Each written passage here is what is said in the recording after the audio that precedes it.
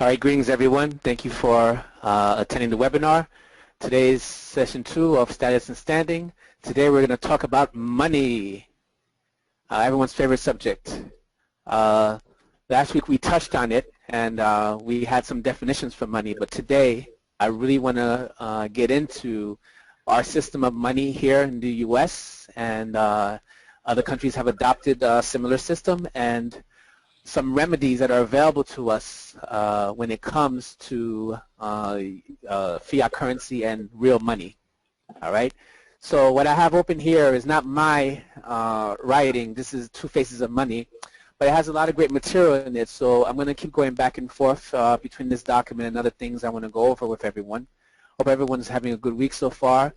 I really want to get into this. We can't go over like we did last week, so I really want to get to the material and be able to answer your questions. So I'm going to go kind of quick tonight. If I am going too quick or if something is not clear, just make sure to raise your hand or type in the chat box, and Tyler will be monitoring the chat. The chat, so he'll be alerting me when there's an issue. Yeah, right? I'm actually responding to people either openly or privately with all the questions that they ask while you're going. So people, I mean, encourage people to pay attention to what you're presenting, but people have a question that pops into their head and they don't want to like really interrupt and speak in the mic and totally interrupt everything. They can type in a question for 5 seconds, and I will be responding to all of them as you're going on. Good. Cool. And if a question keeps coming up, for the sake of everyone else, just alert to me and we'll address it for the whole audience. Yep. All right. Here's a quote by John Kenneth Galbraith, right? He says, "The study of money, above all other fields, is one in which complexity is used to disguise truth or to evade truth, not to reveal it. The process by which banks create money is so simple that the mind is repelled." Makes quite a lot of sense. If people really understood that this system of money that we have here is basically just debt, and that's it, backed by people's belief in the system, they would understand that our system is not really that complicated. What's complicated is our knowledge when it comes to contracting and transacting, right? So our money system is the most important issue. We are absolutely without a permanent money system. It is the most important subject intelligent persons can investigate and reflect upon. It is so important that our present civilization may collapse unless it becomes widely understood and the defects remedied very soon. Now, this is not me or some patriot. This is actually the credit manager of the Federal Reserve Bank in Atlanta. It's included in a foreword in 100% Money by Irving Fisher, written in 1936. And it's as true today as it was back then. So what is money, right? Money is agreed upon medium of exchange, a measure of value or a means of payment. It is also wealth reckoned in terms of money. So basically money is how you keep score, right? So if someone here has a shop or a store and I go in there and I purchase something, let's say I go purchase a case of eggs, a gallon of milk, and a loaf of bread, right? I can't hug the person and say, "Oh, thank you, I appreciate it," and walk out, right? The person wants something of value in exchange of that. So over the years, over the centuries, we've had different things that represented money, right? We had cowrie shells, we had beads, we had feathers, we've had beaver skins, pelts, all kinds of things that represented money. And throughout history, gold has always, and silver has always been a symbol of wealth and money because, one, it's fungible, which means it's easily transferable between people, right? It holds a store of value. It's highly indestructible, never really gets destroyed, just changes shape and form, right? It's not easily forged or duplicated. So it's easy to tell the difference between real gold and fool's gold, right? And what else? It maintains its value over time, and it can be used as a universal system of a medium of exchange because everyone can agree upon its value, right? So here it says that stamps at one time were acceptable as money, hemp, cattle, wheat, corn, tobacco, beads, shells, gold, all those were used as money at one time, right? So, hold on. The individual value of which can fluctuate widely according to market demand, available supply, and monopoly control. Right? So all these are commodities. So whenever you have a money based on commodities, there's always intrinsic value. And I'll give you a perfect example, right? In the time of Rome, ancient Rome, 1 ounce of gold would buy you a toga, a pair of sandals, and a headdress, right? To this day, an ounce of gold will buy you a nice suit, a pair of shoes, and a hat, shirt and tie and hat. So over the centuries, over the years, gold has maintained its store of value, unlike fiat currency, right? So for instance, between 1936 and now, the US dollar has lost about 95% of its purchasing power. Now what does that mean to you? That means that what it took $1 in 1936 to purchase would take you about $95 today to purchase. So you see that if people are holding on to their dollars and they're using dollars as their means of measuring their wealth, they're fooling themselves, and you're losing your purchasing power, and your wealth is being eroded through an invisible tax called inflation, right? And it's done because our money system is a debt-based system, and it depends on more and more debt being issued so that the money supply can keep increasing, right? And so money has three essential functions. One is to activate and encourage the production of goods and services, right? Because if anyone has anyone here studied any economics? In economics, there's a doctrine called the incidence of wants, right? Barter was always used as a form of exchange before any monetary system came into place. But you had what's called an incidence of wants. So if I was a goat herder and I had goats, I could sell wool, I can sell goat's milk, I can sell goats, but I would have to find someone that had what I wanted and wanted something that I had. And so that's where the markets came, where people would go and sell their goods and they would buy goods that they needed. But that became cumbersome, right? Because, for instance, if I had a goat and I wanted, let's say, a shovel, right? I'm not going to trade my goat for a shovel. How do you divide the goat? So what happens is using a medium of exchange allows you to use something that everyone will accept, and they can trade that for what they want. So it allows me and someone else, let's say someone else that sold a shovel, to sell me a shovel using a medium of exchange because all I had was a goat and maybe they didn't need a goat, right? So that's how money activates and encourages the production of goods and services, right? And to simplify the exchange of goods and services, right? And also provides a standard unit for measuring the value of goods and services and for storing savings. So that way you don't, when you have a basic unit of currency, once you decide upon a price, that price is constant. So there's a standard. Everyone knows what something is worth. So if I say this is worth $10, everyone knows, understands that it means 10 US dollars, and it's equivalent to anything else that's 10 US dollars. You know, if I tell you this is worth 5 sheep heads, like, how do you determine the value of that? So that is the stability of having a monetary system with a unit of currency or a unit of exchange that is standard. Okay. All right. So there's two methods of money creation. One method of money creation is debt-based, and the second method of money creation can be described as debt-free, or based on some intrinsic value, like commodities, like we discussed before. All right. So money in the United States is created by the banking system when someone takes out an interest-bearing loan or signs their name to any kind of debt, right? Like, for instance, every time you sign a credit card statement, right, a voucher, you're creating money, right? So it is credit serving as money, which makes it money of accounts, right? And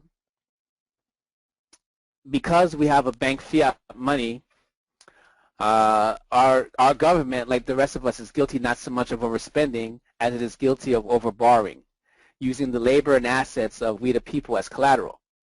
Now, this brings us to what we had touched on last week. Remember when we discussed about all these adhesion contracts that create hypothecation events? I don't know if you guys remember what hypothecation means. So just for the sake of people that were on last week, I want to go over it, the definition.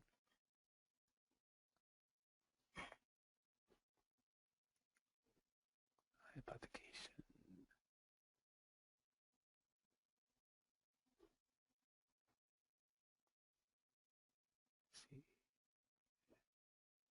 How are we doing with the questions, Tyler? They're okay. They're not specifically onto what you're talking about. People are asking about a whole bunch of other stuff, so I'm just kind of addressing them. But I'm sure people are taking everything in, and they're just kind of bearing with you to see where you're headed with it. So I'm curious too. You're building up a foundation before you kind of, show us how it can make a tangible difference by understanding what you're talking about. So, yep. All right. Keep going. So it is important to understand the term hypothecation. All right. Can everyone see the screen? All right. Under banking, it's the offer of stocks, bonds, or other assets owned by a party other than the borrower as collateral for a loan without transferring title. The borrower turns the property over to the lender who holds it for safekeeping. The action is referred to as a pledge. If the borrower retains possession but gives the lender the right to sell the property in the event of default, it is true hypothecation, right? So how does you going to apply for, let's say, a driver's license with the Department of Motor Vehicle create a hypothecation event? Well, it's very simple, right?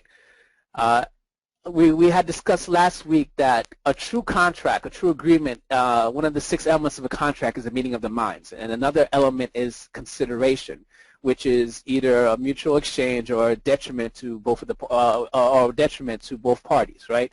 So each party has to either exchange something of value, or one or the other party has to experience a detriment, either giving up a right or stopping from doing something in exchange for a promise, right? And so when you sign the DMV application, what you're doing is you're pledging your commercial energy, and you're promising to abide by that code or that regulation in exchange for the privilege of entering into that jurisdiction, right? And they're not promising anything in return. They're just giving you an ID card that belongs to them. And as soon as you sign that, there's no counter signature on that. Secondly, that application gets endorsed, right? And you know what? Forgive me. I did not include the definition of endorsement. So let's look up endorsement, because I think that's an important thing for people to understand.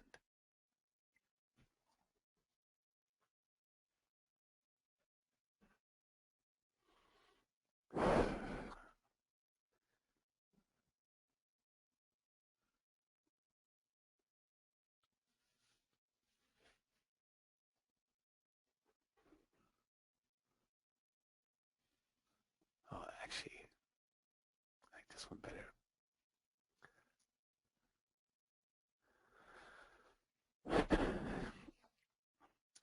All right, so according to the Law Dictionary, what is endorsement? It's the act, let me make this a little bigger for people. Endorsement is the act of a payee, drawee, accommodation, endorser, or holder of a bill, note, check, or other negotiable instrument. That is exactly what that document becomes when you endorse it. It becomes a negotiable instrument, right?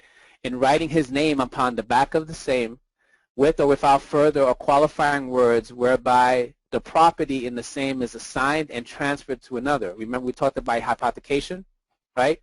That which is so written on the back of the negotiable instrument, one who writes his name upon a negotiable instrument, otherwise then as a maker or acceptor, and delivers it with his name thereon to another person, is called an endorser, and his act is called endorsement. Okay, so what happens is with once you sign that, right, and you pledge to you pledge a surety for that registered person who is the licensed driver, right? That signature is the value created, and that negotiable instrument gets endorsed by DMV, and it is sold, and it is hypothecated, meaning that they issue bonds against it, and they use that guarantee that you put on by putting on your unqualified signature as the collateral for that, right? And then the way they repay that is by charging you, by tickets, by registration fees, by parking tickets, and court fees, and that's how they repay the creditors, right? So that is how I'm tying in everything in terms of understanding that all these systems are necessary when you're dealing with a debt-based system, right? And one of the caveats of dealing with a debt-based system is that if in a debt-based system, the only money that's created is money created from loans that are taken out, right? There's never enough money in the system to pay back all the money owed. The only way to pay the interest is to create new money. So the system is designed to keep people in economic slavery, right? Let me say that again so people get the impact of that, right? So debt-free money creation provides for interest-free money to be created by the monetary authority and spent into circulation, right? We think of money created through this method as money of exchange. It's what we call owned money and democratic money, okay?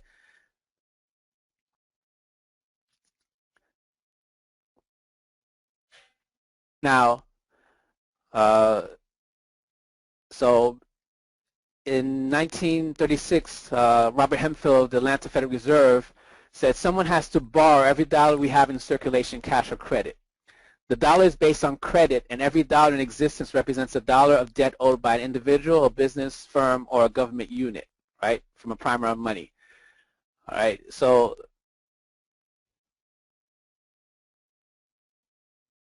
where is it? Okay, here.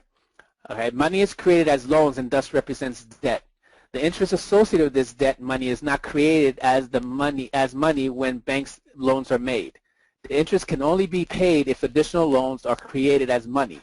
This means that there is never enough money in the system to pay bank interest without creating more debt.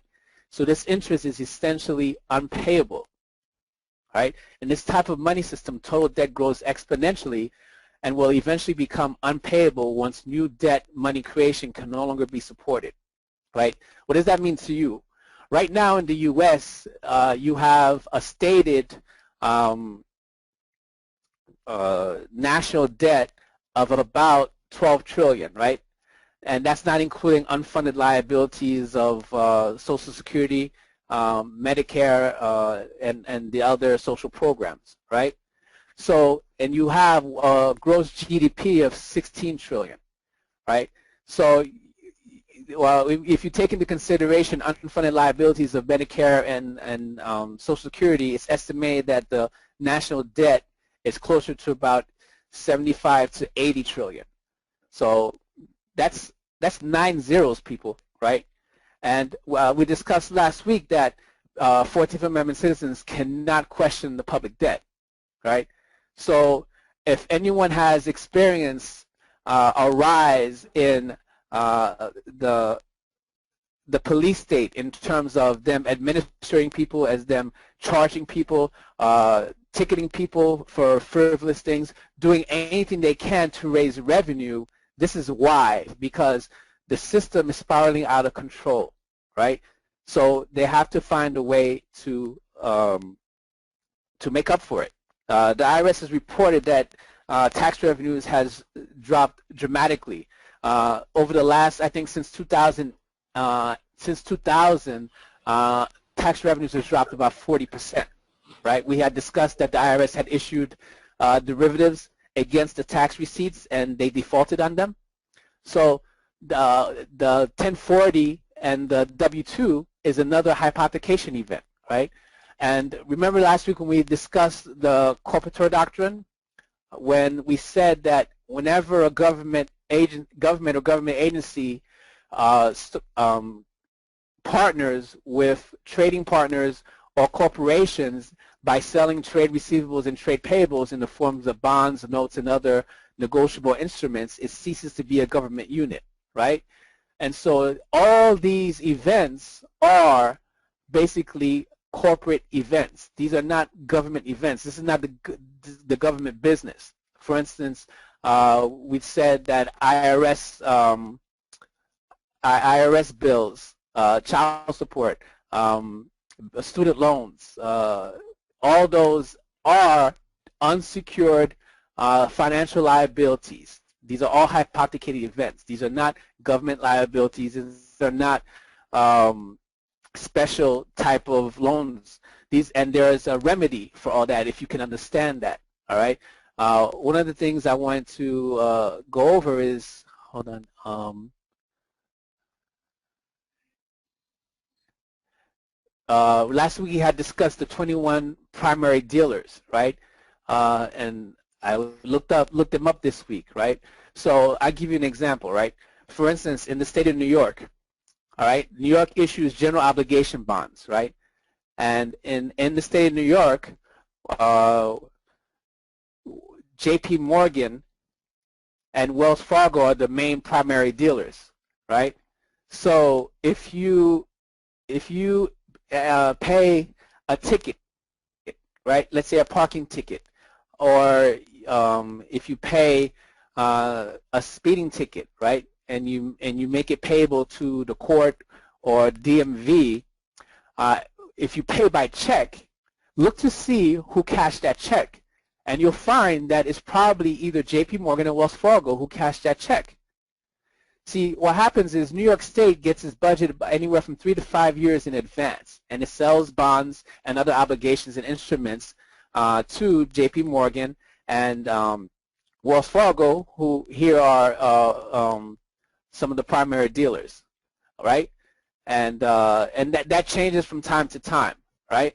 And so when we pay our tickets, when we pay fees and all that, all the money goes to the primary dealers. It doesn't go to the government. So these are not government functions, right? So remember we were talking about remedies last week, right?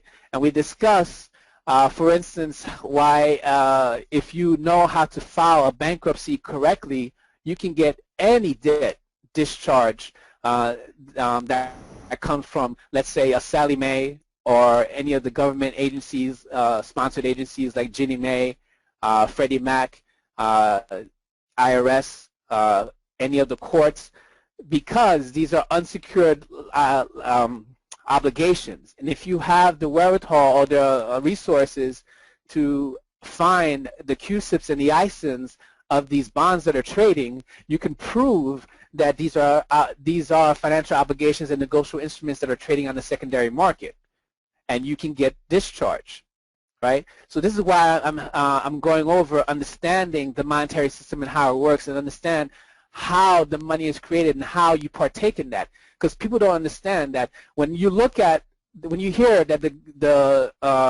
the national debt is 13 trillion, understand that every time you go and sign your name, let's say for a mortgage, for a credit card, or any of these adhesion contracts, that's your contribution. You are creating the money.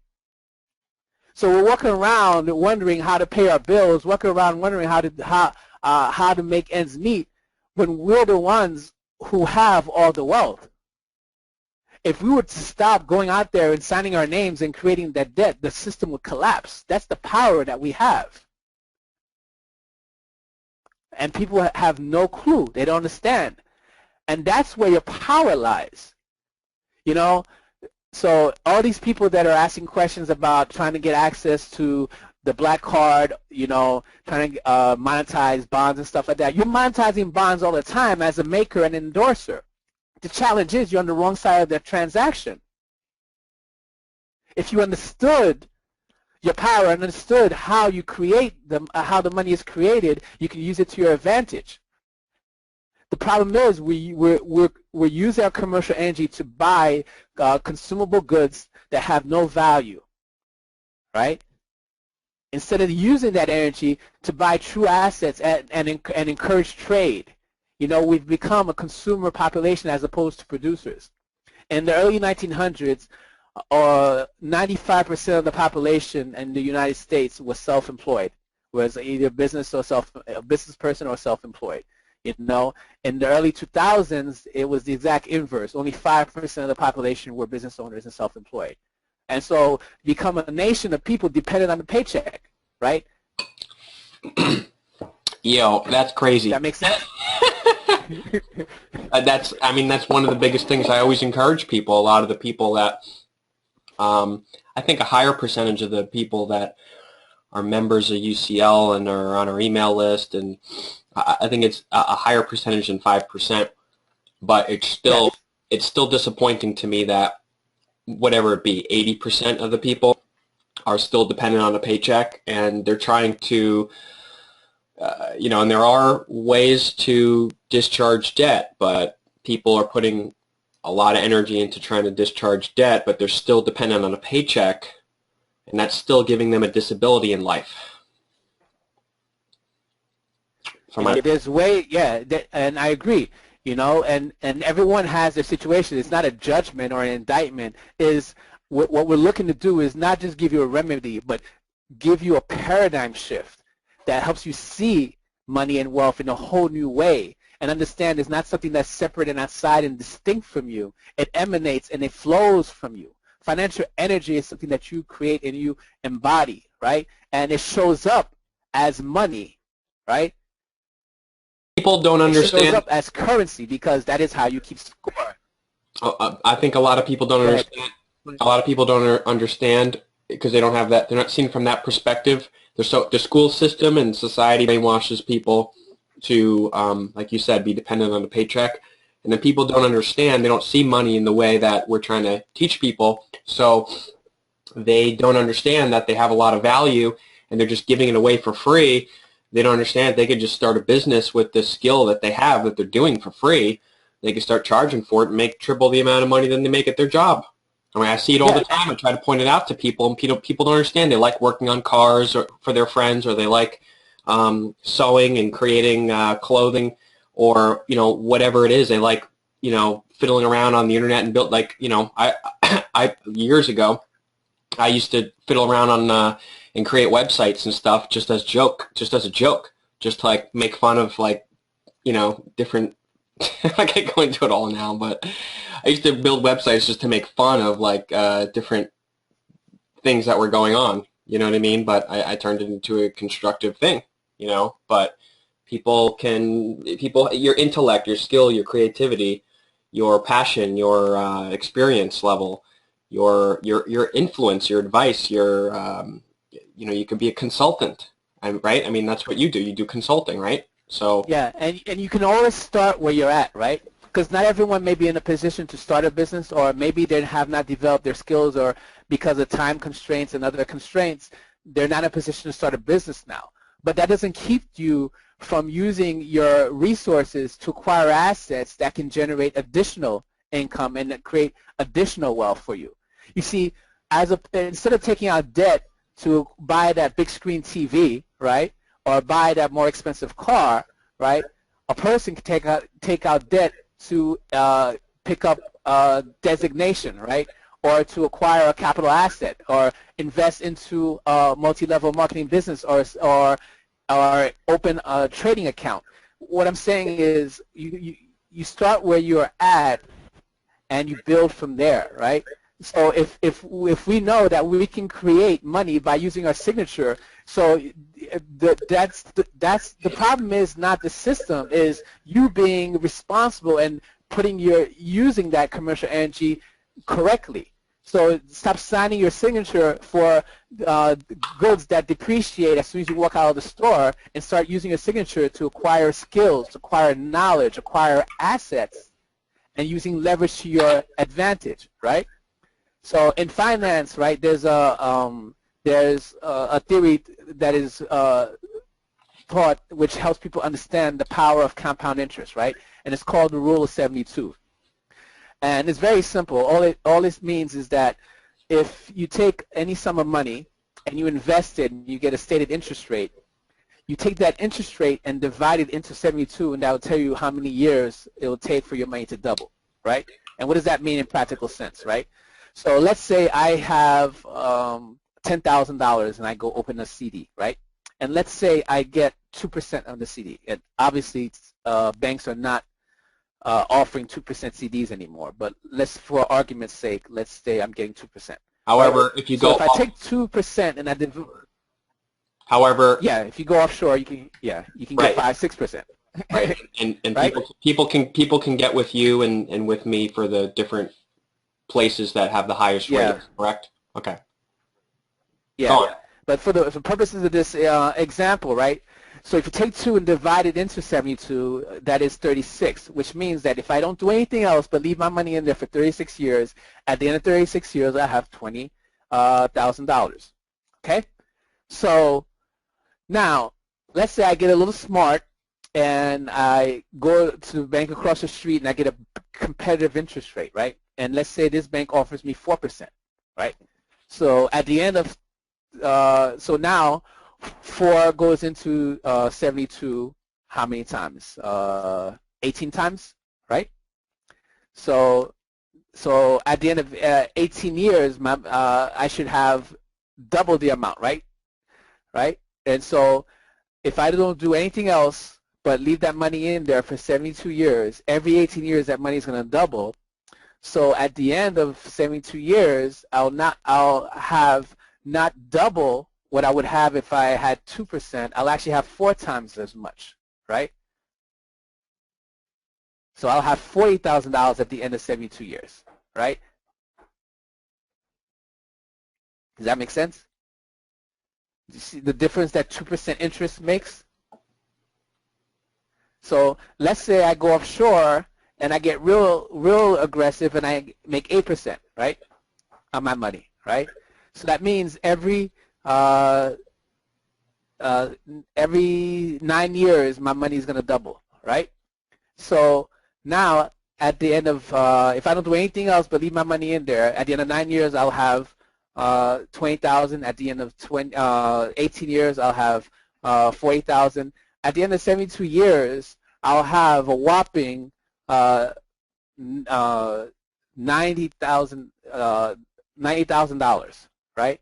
As compared to the 20,000, and the only difference was 7% difference in the interest rate, right?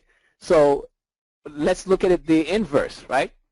Let's say you're working at a job and you're making $40,000 a year, right? And let's say you get a 2% increase raise every year, right? So that means that you'd have to stay at your job for 36 years before you would double your salary, right? However, how many people have credit card debt that is charging them 12, 15, 18, 21, 24% a year interest? So take a moment to soak that in, right? Your income is growing at a rate of 2%, which means that it'll double every 36 years, right? You have debt that's growing at a rate of 24%, which means it's doubling roughly every 2 to 3 years.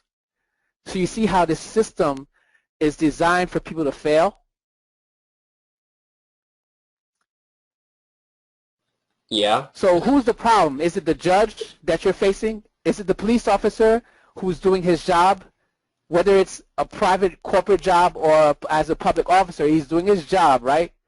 Or is it that you just don't understand the concept and how money works in this country, how to make it work for you?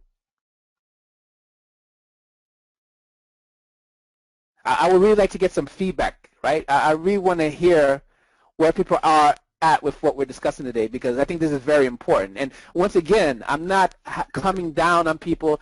This is something I've struggled with for a long time. This is something that, you know, I'm always working to improve on and to implement in my life in all different aspects. So I'm not putting myself above anyone. What I want to do is give people a different perspective so they understand that the challenges that we're experiencing is not happening to us, it's happening through us, and a lot of it has to do with our lack of understanding of how money works and how to make it work for us. Feel free to, there's a couple people with their hands raised, and I don't know if they specifically have their hand raised in regards to your question. I want to just again, this is the time to hash out questions about these topics that we're talking about. So, all right, Aaron has his hand up. I'm going to answer Aaron. Right. Aaron, you're unmuted. Aaron, can you hear us? Yes, I can. Can you hear me? Yes, loud and clear. Okay. This is my first time being on a webinar, so I don't really know how to really work this thing. Well, welcome. We're happy to have you with us.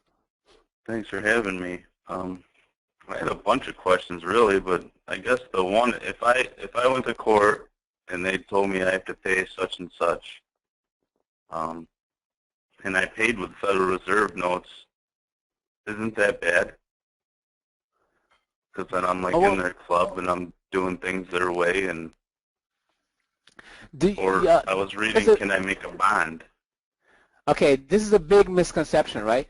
Using Federal Reserve notes per se is not bad. It's not any more bad than using the euro or using the yuan or using any other currency, right? Right. This is where you want to make the distinction, right?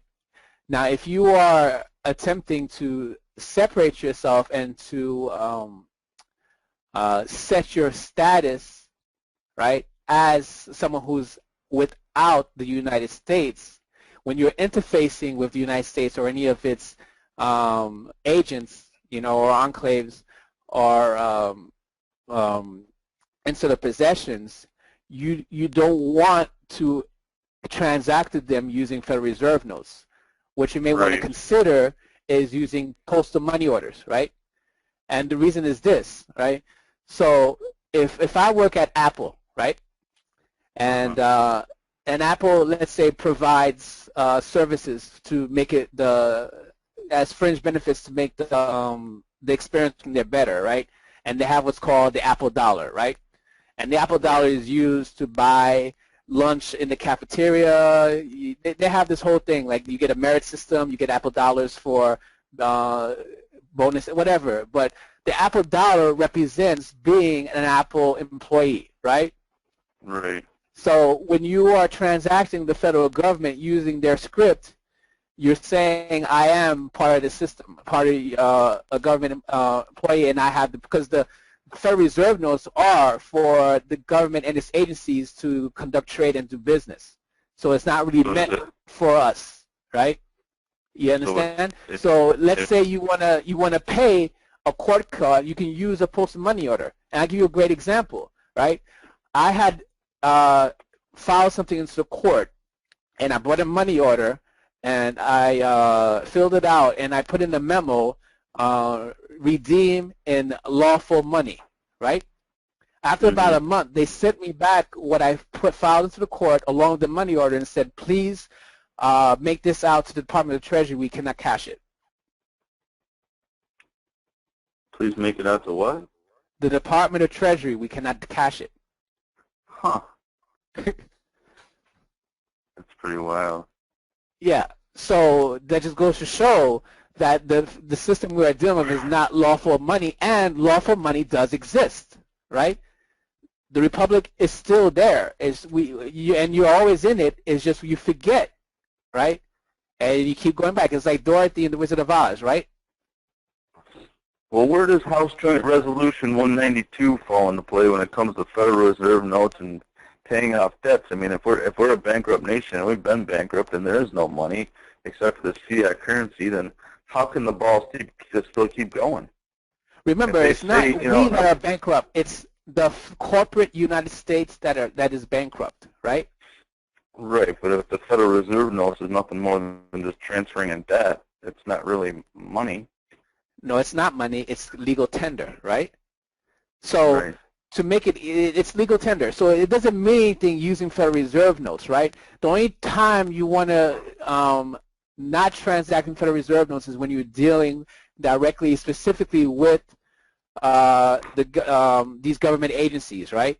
When it's time to pay fees, when it's time to, so that you are not contradicting yourself by saying I'm a sovereign or I am a national or I am not a non-citizen, non-resident, but I'm going to use your script to pay you or transact with you. You understand?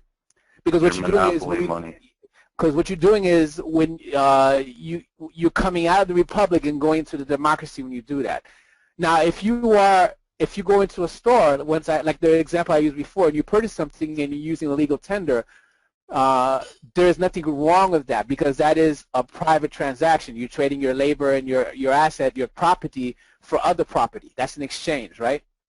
But when you are entering into international trade and when you are paying on these contracts and these negotiable instruments, that's exactly what you're doing, right? Because we mentioned before that each of these are international contracts that are created. These are international bonds that are sold on the secondary market. Here, I'll give you an example, right? How many people here, have you ever heard of the CRIS system? The what? The Court Registry Investment System. No. All right, this is perfect because you were asking about court cases, right? So Right. the Court Registry Investment System is an interest-bearing cash management tool administered by the Administrative Office of the U.S. Courts that provides clerks with easy, efficient way, safe way to comply with federal requirements concerning the handling of court registry funds, right? It says here the CRIS has 4 objectives, right? Safety of principal, sufficient liquidity, reduce administrative costs, and market rate earnings, right? And so it was originally created as a way to pool funds on deposit, right? Under the Article 3 court system, right? When there were times when people have to post bonds, you have to put deposits, or let's say there was a dispute of the debt. Many times you had to put up the amount of the debt and place it with the clerk of the court while the case was being resolved, right, or adjudicated. And so they created the CRIS system as a way to take those funds and buy short-term treasuries, earn a minimum rate of interest, but it was a way of maintaining those in the meantime, right? Now, what happened is it evolved into a way of hypothecating or securitizing these court cases. So, for instance, when someone gets an indictment or a true bill, right? It gets securitized and sold under CRIS system as a trade receivable for the court. And who are the buyers of these bonds, right? Walmart, Victoria's Secret. Excuse me? Yeah, Wow. McDonald's, Nike, the major record labels, right? These are all buyers of these CRIS bonds, right? And so when someone gets charged with a misdemeanor, right, on average there's bonds circulating out there in the secondary market totaling $100,000, right? Mm. And so, for a felony it could be as high as $250,000, right? And so that's why people are being administered, and that's why every court case has a unique identifier because it's an account, right? Mm. And people are going in there when they ask you, are you guilty or not guilty? They ask you, are you going to pay or are you not going to pay on the account? And do you accept the Right. charges? Do you understand? Are you going to stand under the charges? And that's why people seem not to get justice in the courts, because they go in there and think it's a de jure matter when it's enforcement of contract. No. Yeah, and that's why you don't want to go in there and pay any court fees with the reserve notes, because not only are you standing under the charges, but you're using war script, and then you are putting yourself in that tribunal. Now, Grant, does that? You know. I have a question. This is Tyler. Go ahead. Does that Yeah, go ahead. apply? Does that apply if you're opening up a court case as the plaintiff? Let's say in like federal court, and it's like $350 or whatever to open up a civil case. Do you still want to make sure that you put that in a? That's even more important. That's even more important, right? Because if you want to open your case and you want to open it under the common law, right?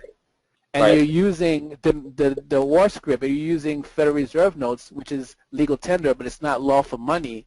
You're just taking yourself out of common law. Okay, just wanted to ask that. Now, what about? I've seen an affidavit of truth floating around where people put on there that they're using Federal Reserve notes out of necessity and not granting jurisdiction. Do you think that an affidavit recorded on like a UCC or at the county stating that is sufficient to still enable you to use it? You know what?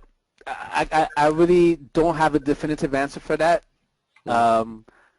You know, what I do know, it's a lot easier to just go buy a money order and put redeem in lawful money. You know, or even if you use a check, you could put on the back. You could do you don't do a blanket endorsement. You just sign it and put redeem in lawful money. So that way, because the bank can operate on both sides, right, on the republic and the democracy. And on that note, though, isn't there something you can write on the back when you deposit that makes it it's a qualified endorsement that it's not it's not going to be a taxable. It's not going to be you're placing yourself out of the taxable income, quote unquote. Yeah, there was an endorsement that Gordon used to say. I think, if I remember correctly, it was in exchange for Federal Reserve notes or lawful money. In exchange for credit. In exchange for credit or Federal Reserve notes. And not only that, there's a private administrative process you can do with the multiple IRS offices, and that's the one that you and I looked at and went back and forth. Yeah, that's where the 1099As, the 1099Cs, and the 1099 OIDs come into play. One of the things that people don't understand is that when it comes to real defenses in terms of these debts, I wanted to go over here. The real defenses when it comes to these. I'm sorry, Aaron. Did we answer your question? Yeah, that was great. Thanks a lot. I appreciate it. You're welcome. You're welcome. Thank you. I'm going to mute you now. When it comes to these debts, right?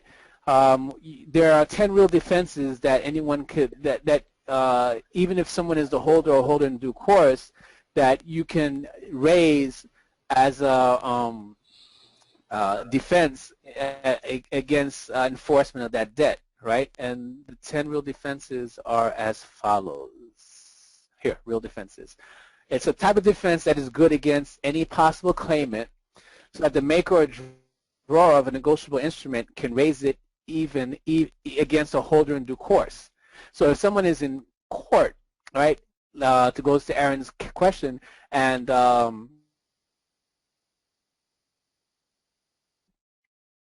debt, you can use one of these real defenses against that debt. And the defenses are: one, fraud in the factum, right, which is fraud, or which is a misrepresentation or omission of material fact, right? Forgery of a necessary signature happens a lot with mortgage cases, right? Adjudicated insanity, that under state law renders the contract void from its inception, right? If someone has been declared insane or mentally incompetent, right? Material alteration of the instrument, that happens with the endorsement. Like, for instance, with the SS5 application, if you were able to get your original SS5 application, you'll see it has been endorsed and stamped and altered without your permission, right? Or any of these other adhesion contracts, right? Infancy, which renders the contract voidable under state law. Remember last week we discussed the UCC article that said that negotiation is effective even with an infant. However, you do have a defense, right? And it makes the contract voidable, which means it can be voided if you raise the defense. It's not automatic, right? Illegality, that renders the underlying contract void, all right? A perfect example of illegality is the National Banking Act, right? All national associations are prohibited for entering into any security agreement or any loan that exceeds 5 years, right? So all these mortgages that exceed 5 years are illegal, right? You have prima facie law in the code which tries to get around that, but if people knew and understood how to raise this defense, this is one way to challenge a foreclosure proceeding, right? Or challenge a claim against a mortgage company or bank trying to make a claim on real estate in a bankruptcy, right? All right, so that's another defense, right? Duress, right? This is a common one, right? You're on the side of the road and you have this maniac with his hand on his hip ready to pull the trigger on you, telling you to sign a ticket or something. You know, what you do is you sign under threat, coercion, and duress, right? and you reserve your rights so that when it comes down to it, you to enforcement, you could say it was under duress, so Well, you weren't in the right frame of mind, right? And on that point, I just want to state that, by the way, we have a maxed out webinar. We have 101 people on it, and I was trying to get a program.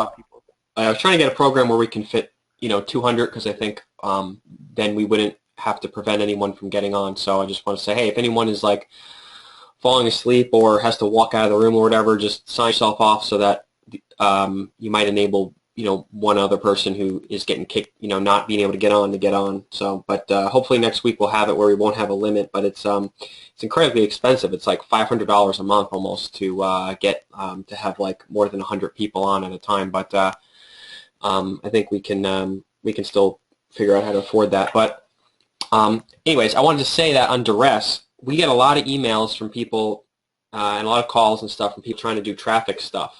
Trying to figure out how to not pay traffic tickets and how to, get around that. And the way to, my suggestion, if it was me or my friend or whatever, would be just pay the ticket and write under duress, and then go back and sue them. Write a letter to the Department of Motor Vehicles Commissioner or whatever. What would happen if I went to court, they found me guilty, and I did not pay this? And they would tell you, well, you would be found in contempt. You would be having a warrant. What would happen if I didn't appear for this court hearing? Well, there would be a warrant. You would be failure to appear. So they're going to tell you what the consequences are. Now you use that against them with their letterhead on it, and you open up a lawsuit in federal court.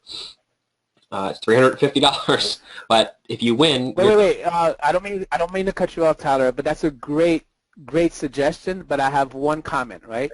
Instead of going to federal court, since it's such a low amount, you could actually go to small claims court, which is free. True. And the beautiful thing about going to small claims court is attorneys cannot show up for small claims court. Beautiful. And because there's no precedence, you can get a remedy or a victory in federal in small claims court, where federal court, they're going to give you a hard time, right? Because they don't want to create the precedent. Right. And we have a friend that does a lot of foreclosure cases, and sometimes he goes to small claims court. Yeah, because you can get a declaratory judgment in small claims court as well. Right. Yeah. And another thing you can do, I love that idea of getting that in writing, the consequences of you not showing up and not paying the ticket. Mm-hmm. Another thing that you can do is, another fraud that they do is, most of these tickets are brought by an agency, by the DMV, but our administrative agency, and all indictments, all crimes, right? And a traffic stop is a crime. When you stop, that's an arrest, all right? Down to the definition of an arrest, right? But all of those are to be prosecuted by the Attorney General of that state or that county. And so what you do is you take that ticket number or that case number and you write a letter to the Attorney General, ask him if he's prosecuting that case. And he will send you a letter on his letterhead of a signature saying that he's not prosecuting that case. And you take that and the ramifications if you don't show up that Tyler told you, and you take that to small claims court and show the fraud. Right. Because of the sheer volume of the tickets, they're not prosecuting it through the Attorney General, which is a requirement. And you'll find very quickly, and what you do is you open that case up simultaneously while the ticket is being, and you'll see that ticket might most likely go away or get dismissed. Or disappear. Yeah, or disappear. Yeah, exactly. Right, so I love that suggestion, Yeah, they don't want to tell you why. Yeah. They don't want to tell you. A lot of times they'll disappear because they don't want to tell you why, but you're onto something. This is what I love about you doing your diligence and research and spending the majority of your time. You spend a great portion of your time, I think it's the majority, actually not working with clients and not getting paid, just doing research, figuring out what ways people can actually win rather than people just copying Gordon Hall's method. And I hate to call and a lot of trial and error. Right. Yeah, a lot of trial and error. Right, but these people are just, I think there's like one or two methods out there that everyone is copying and trying to enforce, and it doesn't work, and they're just saying that they're getting ignored. They're trying to set it off with the set-off bonds, or they're trying to pay for Fiat or whatever. But if you look into like what you're presenting here on the screen with these 10 defenses, if people want to research this stuff on their own, there's some other remedies that not only will work, but they're actually statutorily recognized. Yeah, and they don't take a lot of time. And I'm telling you guys, the traffic stuff is not worth it. You pay, you get a ticket, and if you need your car or you need to get around to get to work to handle your business, you don't want to have to deal with having a suspended license and being stopped all the time. It's just not worth it. These revenue officers are doing their job, right? So you don't argue with a maniac on the street who just came back from Iraq and is looking for a reason to shoot somebody, okay? So you just follow the instructions that they give you, and then you get the ticket. You do what Tyler said, is you send a letter asking what are the ramifications if you don't comply, and let them tell you what are the ramifications, and you take that, and then you pay it. You pay with money order or check, however you choose to pay it, and you pay with lawful money, and then you bring a claim in small claims court. It doesn't cost you anything, and guess what? If they don't appear because an attorney can appear on their behalf, you get a default judgment, right? And then that's it. And then you can join the cases, right? So you join that default judgment because you're not going to collect on it. It's such a small amount. It's going to cost you more to try to collect on it. But what you can do is join the cases and get that the points off your license, or so your insurance doesn't go up or whatever. It's a very simple method of getting your remedy without tying yourself up and being labeled a paper terrorist because you're filing all this paperwork into the court and they want to do a competency test for you. And they're just similar code words that they see over and over, conditional acceptance, they're seeing all these things, accepted for value, all these code words, and if what you're doing is not going anywhere, just beating up against a brick wall, it doesn't make them happy either, and then it doesn't have them treat you well. But if you can find these narrow... It's not worth it. Yeah, but I want to have you jump back in and go through number 8, 9, and 10, because if you can find these narrow defenses that actually do work, then you're in some good game here. And they will once you learn these, though, not only will they work for a little traffic thing, but they'll work for everything on up, correct?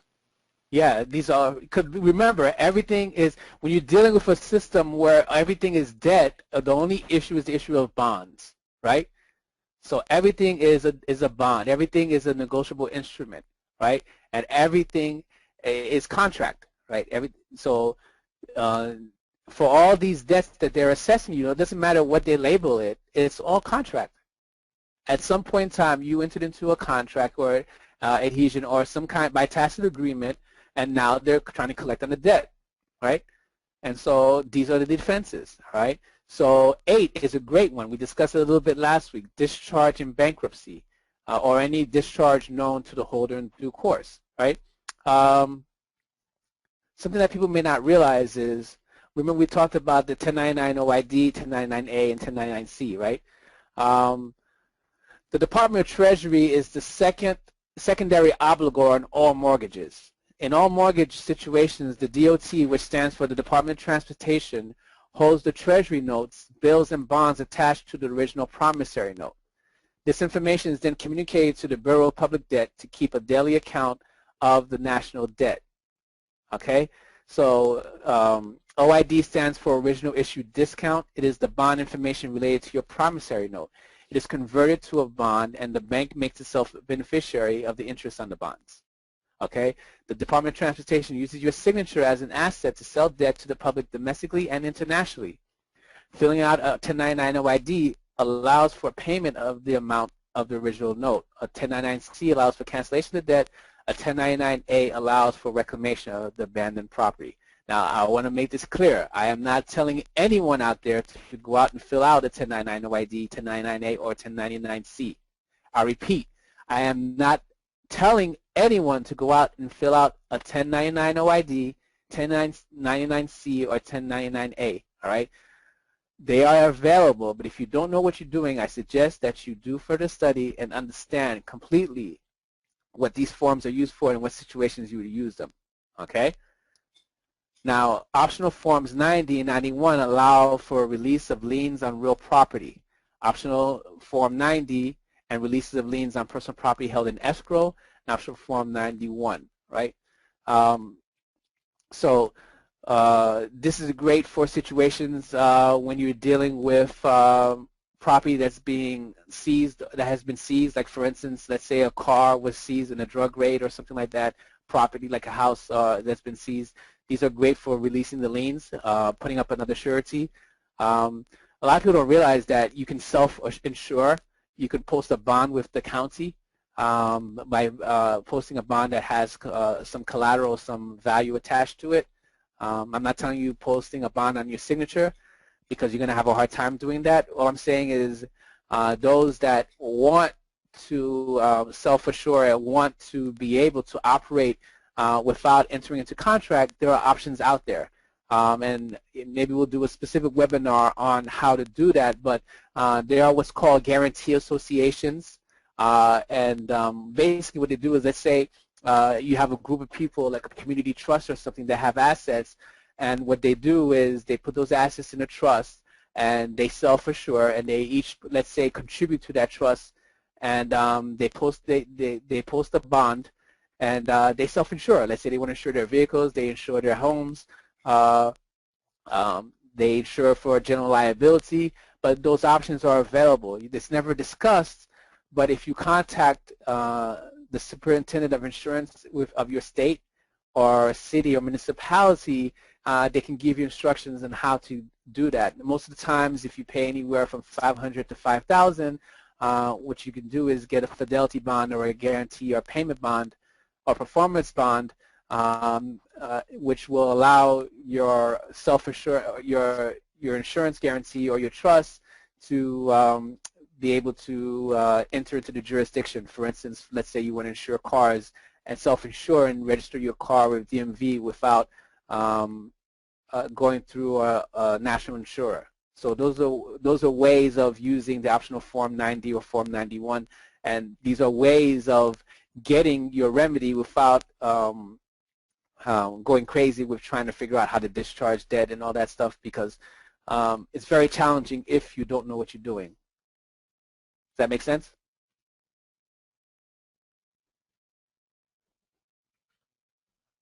How are we with the questions, Tyler?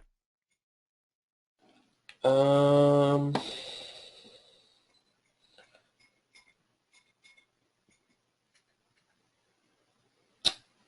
don't think there's any questions directly on what you just presented, but if anybody wants to raise their hand, I mean, I have 1,000 questions in my head, but I would rather have someone.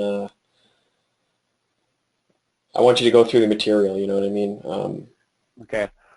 All right. So, what is securitization, right? Securitization is to convert an asset into negotiable securities for resale in the financial market, allowing the financial institution to remove assets from its books and thereby improve assets from its books and thereby improve its capital ratio and liquidity while making new loans with the security proceeds, right?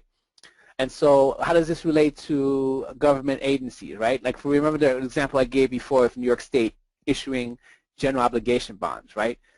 And so they issue the general obligation bonds.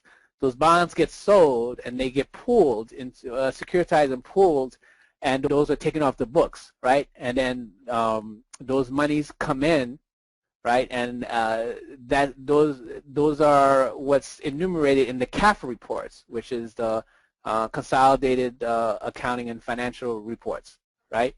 And so those assets and those liabilities and stuff that are listed on the CAFA reports, one of the major components of that are the GO bonds outstanding, those that are maturing, those that are being redeemed, and some of the investments made with that.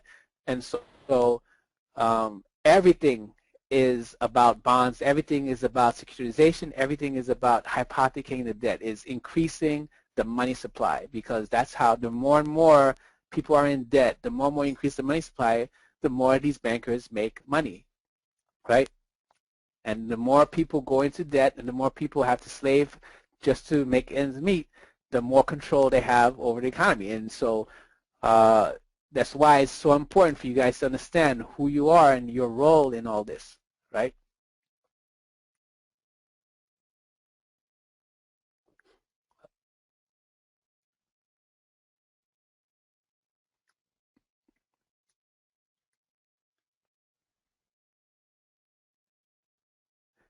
Okay, so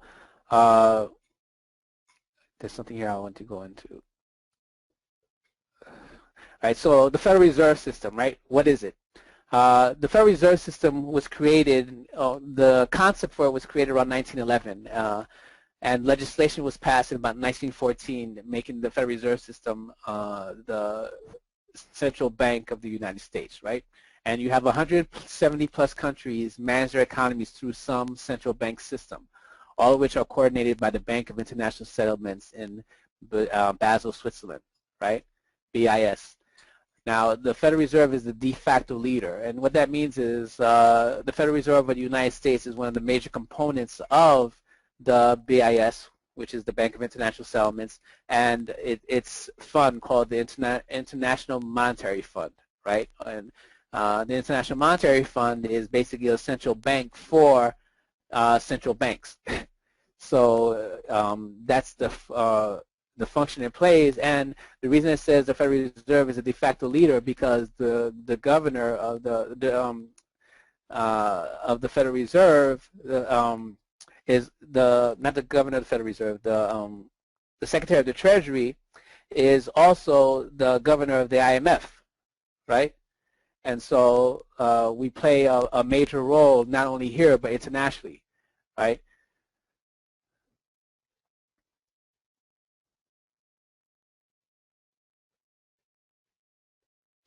So the Federal Reserve is not a bank. It acts as a banker's bank. It currently functions as a de facto leader for central banks around the world, all of which are coordinated by the BIS, right? And it's a privately owned cartel with a corporate structure. Who owns the Federal Reserve, right? The Federal Reserve, hold on, it's owned by a group of banks and some families.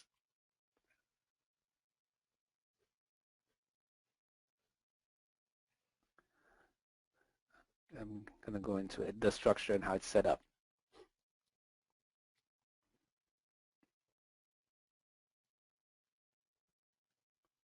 So it's like 8:25 on my watch, so I just want to note on time there. Okay, no problem. No problem. It goes into, okay, so the Federal Reserve system structure, make this a little bigger for people.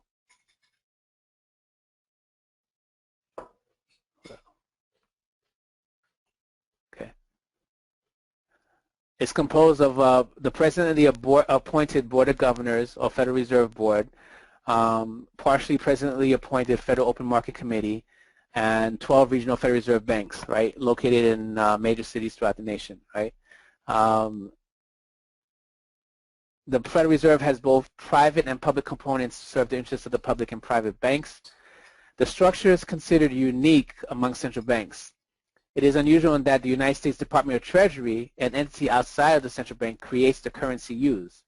The Fed considers the Federal Reserve System an independent central bank because its monetary policy decisions do not have to be approved by the President or anyone else in the executive or legislative branches of government. It does not receive funding appropriated by Congress, and the terms of the members of the Board of Governors span multiple presidential and congressional terms. Okay, understand that the Federal Reserve Board is not accountable or answerable to the executive or the legislative branches. It operates independently. Okay, understand that. Right? Let's see. I'm looking for. Does it go into owns it? All right, so in its role as the central bank of the United States, the Fed serves as a banker's bank and as the government's bank. As a banker's bank, it helps assure the safety and efficiency of the payment system. As the government's bank or fiscal agent, the Fed processes a variety of financial transactions involving trillions of dollars, right? I mean, they show you how it does that, right? Let's say the Department of Treasury prints money into circulation, right?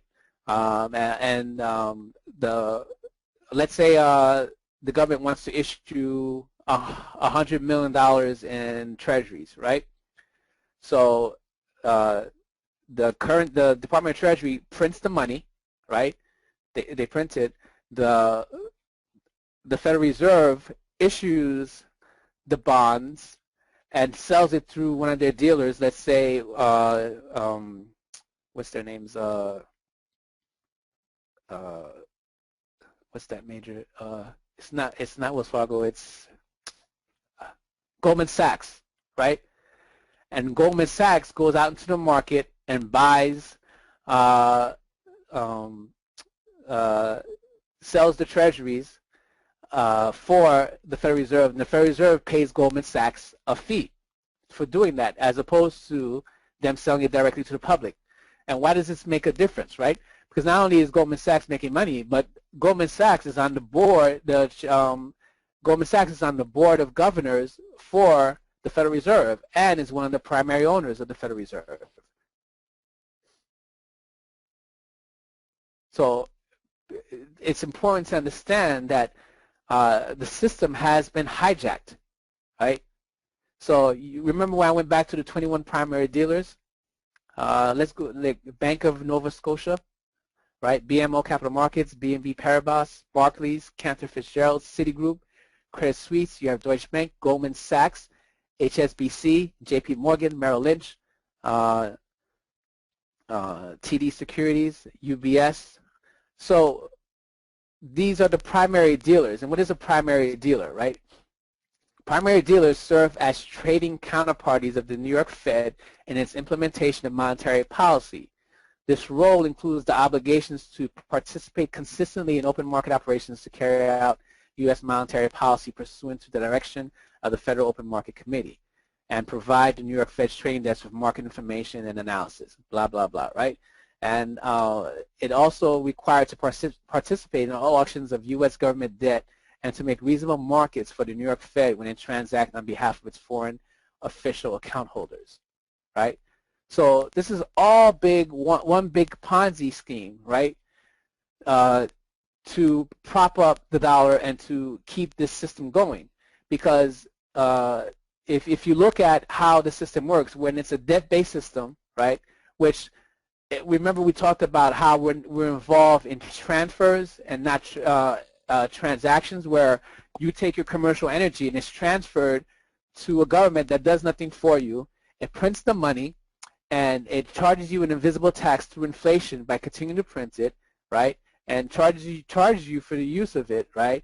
And the money goes to the Federal Reserve, which is owned by these wealthy families and these banks, which go and they further grow the money using the multiplier effect, meaning that every time you deposit that money into the bank, let's say you deposit $10,000, the bank is able to go out and create $90,000 of new money with that $10,000. So they perpetuate, they're actually allowed to create money, right? And because they're on the Federal Reserve Board, they help control and implement monetary policy. So do you guys understand that you are not dealing with a de jure government? When you are in court, when you're dealing with child support, when you're dealing with IRS, when you're dealing with DMV, you are dealing with corporate partners. You're dealing with private institutions that have usurped and taken over this corporate democracy, right? And that's why people are not getting their remedy. You know, instead of having Janet Yellen be the Federal Reserve Board chairman, the new Treasury of the Secretary, they should have had Bernie Madoff, because he's uniquely qualified to run the system.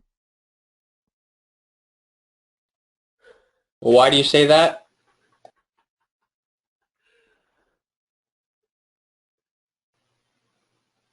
Okay, how are we with the questions? Why did you say that about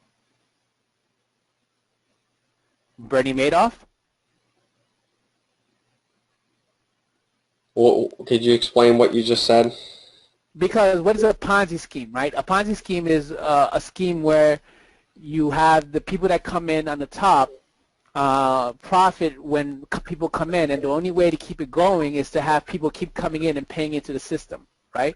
Or else it falls apart, because no true value is exchanged or new products or services are created, right? I get it. So you're saying they should have this, one of the biggest Ponzi schemers in recent headlines run the Federal Reserve because he's uniquely qualified to do so, right? Okay. Yeah, he would do a great job. Okay. Well, I think he's in jail now. Yeah, but he's in jail, right? But when Ron Paul did an independent audit of the Fed, because he subpoenaed for it, they found that these quote-unquote banks and these private beneficiaries of the Federal Reserve System got $12 trillion in loans and bailouts. So Bernie Madoff went to jail, but they went and got money. Right. You know? Yeah. It's kind of like a legalized Ponzi scheme. Okay, when you take out a mortgage, right? When you sign a note and you execute a security agreement, right? That loan, more times than not, gets securitized, which we defined before, and put into a pool, right? So this is a loan that was an FHA loan, right? It was underwritten by Bank of America, NA, right? And it was insured or guaranteed by Ginnie Mae, which is the Government National Mortgage Association, right? Which is backed by the full faith and credit of the United States. And it was put into this pool, which is REMIC, Real Estate Mortgage Investment Corp, right? Conduit. So here, the loan is in a pool of other loans, right? The yield is 1.853 to 1.755. These are the QSIPs. This is as of June 16th. This is the actual pool that it's in. This is what it's trading at. It's trading at 103% and 15th and 1/8 of its principal amount, right? And the collateral is 100%, meaning that everything is collateralized. It's all secured, right? And the lead manager was Bank of America, right? And then the trustee is Wells Fargo Bank, right? And the issuer is Government National Mortgage Association, Ginnie Mae, right? And the balance is $38,738,738, right? So this is an example. This is a Bloomberg screenshot of a pool, a mortgage pool. Now, it doesn't matter if it's a credit card. It doesn't matter if it's an automobile loan. It doesn't matter if it's student loan. These are all pools. They're all securitized. It's all bonded, right? So it goes back to the remedy I was discussing last week in terms of bankruptcy. Like, they say that you can't discharge your mortgage in a bankruptcy. You can't discharge your IRS debt. You can't discharge student loans. You can't. That's all BS, because they're all contracts and they're all unsecured priority liens, right? Hang on a second. Are you saying, kind of a revelation that I'm having, are you saying that the, quote, secured debts, like a mortgage or a car loan, are not really secured because there's a superimposed secured bond on the stock market, and so that makes it that it is insured or secured by some other obligation, so that it's not technically a secured loan where they can take away your house anymore if you use that as a defense, correct? Okay, yes and no. I want to clarify something, right?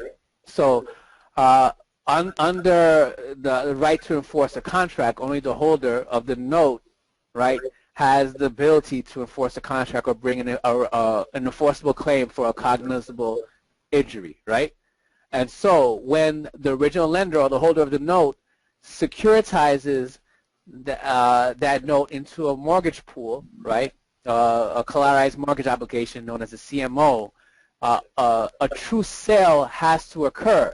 If anyone understands anything about trust law, for those assets have to go into the trust and the title has to switch over. So the lender is no longer a holder in due course of that note, and two, it's compensated because it's sold into the trust. So they've been compensated, right? Now the trust is the one that can enforce that claim, right? And so when you have the problem is when all loans are federally insured. All federally insured loans are governed under federal law and are ruled under UCC, which has been adopted by all the 50 states. Right? And according to UCC 9A, they have to record their interest. the trust never records their interest in the land records where the property is. So until they record their interest, they don't have a priority lien. So it's unsecured, right? Gotcha. And so, Right. yes. And so when you file for, you do a bankruptcy filing or you do a quiet title and you have a servicer who is attempting to foreclose, or a debt collector who is attempting to foreclose, claiming or purporting to be the holder when the loan has been securitized, and you have a QSIP number and a REMIC or a CMO showing that the loan has been transferred, they don't have any standing. They're not a real party in interest. Therefore, they're a debt collector. So they fall under federal law. They fall under the Fair Debt Collection Practices Act, and they need to verify or validate the debt. And if they can't, the debt needs to be discharged. That's why you do not file it under secured obligations. You file the cloud on the title under unsecured priority lien and let the person or the bank making the claim prove their claim, verify and validate the debt. And a copy of the note or mortgage is not validation of the debt. It's the original note with original signatures and all allonges and attachments and endorsements with it, showing a clear chain of title leading up to the person making the claim. But if you don't challenge it, if you don't open up the lawsuit, you waive it. Yeah, if you don't put in these affirmative defenses, if you don't know court procedure, you're going to lose, because you gotta raise these issues correctly with the right court procedure and the right time frames and put in the right evidence. Otherwise, you're shit out of luck. Yeah, and a great way to find out or to get information on some of the debt you have is to do a Treasury hunt, right? If you go to Treasury Direct, and can you guys see this on the screen? I can. Let me see. I think everybody. All right. So this is on treasurydirect.com, and this is Treasury Hunt, Treasury Hunt request, right? So what you do is you put in your Social Security number, and any of these companies that have forged your signature, like for instance, to securitize the loan, they had to put the loan into a trust, right, which would require the borrower's approval. But under the electronic, I forgot, the Electronic Signatures Act or something like that, that's why they take your electronic signature and they forge your signature, or they apply your signature, and you are a party to that trust. The challenge is most people don't know that, and a lot of times they say that the borrower does not have standing to challenge the assignment or challenge the securitization because they're not a party to the transaction, right? But they are.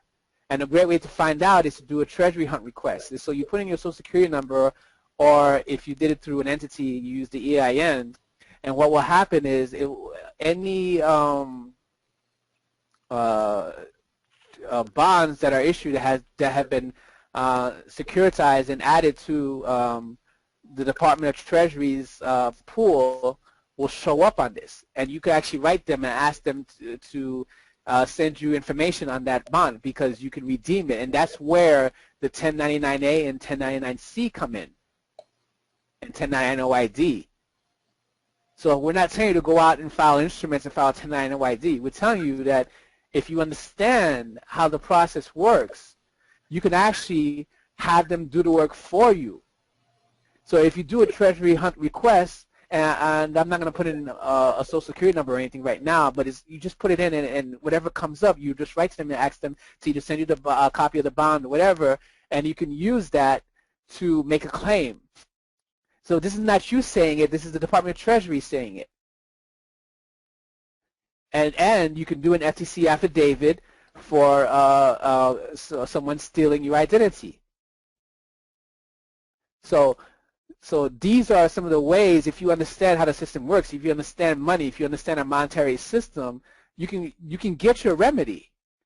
And like I said, I don't want to just give you processes without giving you the mindset to understand that you can create your remedy at any point in time. These are just a few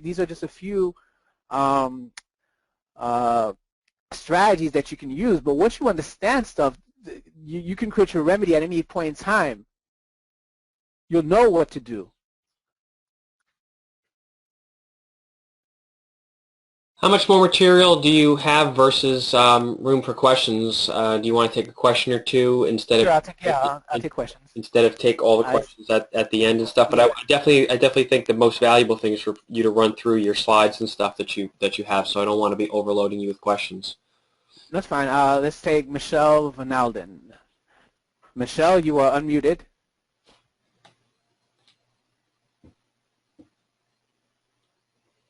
Hi, Michelle. Can you hear me? Okay, I don't think Michelle is. Maybe she don't have. Maybe she's trying to get her mic, or you caught her on the spot. So we can try her later. All right. Actually, I think I have a couple suggestions on the people. We've got. You want to do AJ? No. Well, nothing against JJ, but Ken. I told Ken to raise his hand because he had a good question for you. Ken with his hand raised first, and then I have a couple others that were waiting for a while. Tim. Do Ken and Tim first, and then... Which Ken? Ken Burgess? Yeah. Ken, you are unmuted. Thank you, Grant. I just wanted to say everything that you're covering here is really exceptional information. And you mentioned a couple of things earlier on in your presentation which really caught my interest, and that was talking about how the banks are also an entity that kind of bridges the public and private domains, for lack of a better word. And so I guess my question is that looking at the banks as a vehicle that basically exchange private assets for public assets, and understanding that I'm assuming that also the postal union or the postal service, post office, also does the same thing. The courts do the same thing, and that we as individuals also have that capacity to do the same thing. So my question number one is there any way you can go into further detail on how that public to private transfer or exchange of assets takes place? And my second question is are there any really good references or books or services or classes outside of what we have right here that I could go to as a reference? Because all the information that you're covering is outstanding, but it's a lot. And I'm trying to kind of slow down the pace so it's something I can really get a hold of. Well, Ken, those are great questions, and I appreciate your feedback. First of all, the bridge between public and private, right? Yep. It's a bond is simply a promise to pay, right? Yep. And before this current system was instituted, right, which we could say it started with the creation of the Federal Reserve in 1933 with the Trading with the Enemies Act, right, which solidified it, removing the U.S. in 41 off the Bretton Woods partially, and then in 71 totally removing off the gold standard, right? So it's been Did it all effectively start with the bankruptcy of HJR 192 and the elimination of money, and so then they had to basically replace the concept of the existence of money with a concept of a securitized debt being a bond? Yes, I mean, it didn't start with that. That was the nail in the coffin, so to speak. But first they did the Trading with the Enemies Act, and they took the gold out of circulation first, right? Oh. What they did is they took it out of circulation and they immediately devalued the gold 40%, right? And then they went to the Bretton Woods agreement, which now the dollars were not redeemable dollar for dollar for gold or silver. It was 40%, I believe, right? And it was only for international trade, for like governments, right? And so before that, anyone, right, any private citizen could issue a promissory note or international money order for payment of debts. Like, for instance, with the commodities markets, right, many times people would buy things on commodities. When you went to the corner store, the general store, people had accounts there, right? They had, it was based on their signature, right? And so we've always had the ability to issue negotiable instruments. If you think about it, we do it today. A check is a negotiable instrument, isn't it? Right? So there's a credit card. Check is a draft. Yeah, but it's an instrument, right? Because you're issuing a draft, right? and it's a sight draft because once you present it to the bank is supposed to honor it, but it's an instrument, right? Because it's negotiable. Because I can issue you a check and you can countersign it and endorse it to someone else, right? Right. Yeah. So it's whoever if it's endorsed properly, whoever is the bearer brings it to the bank, they can get it signed. And so to answer your question, with the passage of SCR 192 and Public Law 4110. Now, what was required was a financial intermediary for you as a private man or private woman to issue a negotiable instrument and have it accepted as legal tender. And that's where the banks, they all fall under Title 12, right, under the Banks and Banking Act, right? And then you have the National Banking Act. And so now this is why people have such a hard time implementing or enforcing their instruments because they don't understand the need or the concept of using a financial intermediary as in between. And in this case, if you are in the Republic and you are issuing notes or in the financial instruments, negotiable instruments based on substance, based on real money, your financial intermediary is the Treasury, right?